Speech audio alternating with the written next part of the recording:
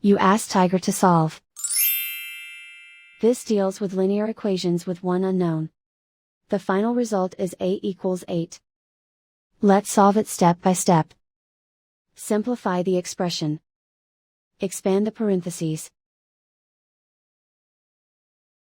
Simplify the arithmetic. Multiply the coefficients. Group like terms. Combine like terms.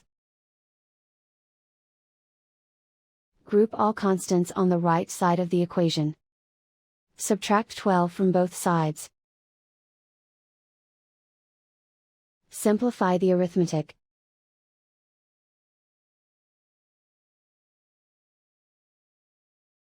Convert the 8 into a positive number.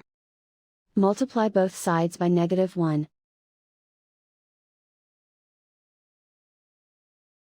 Remove the ones.